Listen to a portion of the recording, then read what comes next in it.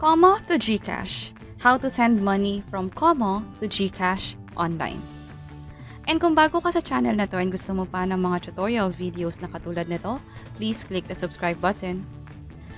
So ngayon nakalogin ako sa GCash account ko and meron ditong balanse na 454 pesos. So dapat yung balanse ko rito is madagdagan after kung mag-transfer ng pera from Komo to GCash. So itetest natin kung mabilis lang ba yung pag-transfer or magkakaroon tayo ng issue sa pagpapadala ng pera from Komo to GCash.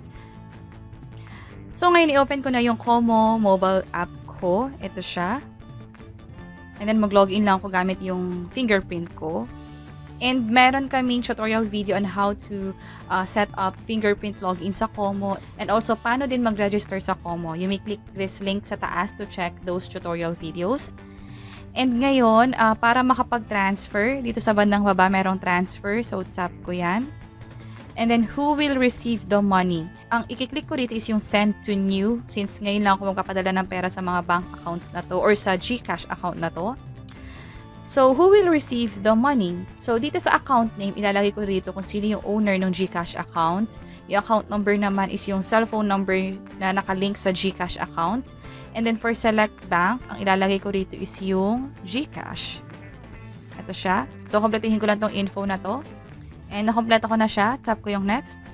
And then yung amount, ilalagay ko rito is 105 pesos. And then yung notes, okay lang na i-leave yan as blank kasi optional lang naman yan. So, tap na natin yung next. And then pull up ko to. And dito, pwede nating i-approve yung transaction either by using yung fingerprint natin or yung OTP.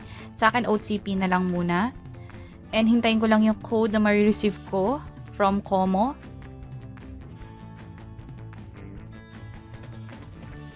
And nag-auto-populate na siya kasi in-approve ko siya dati. Or inallow ko yung ma-access niya yung text messages ko. And may mga na-receive akong text messages from Komo about this transaction.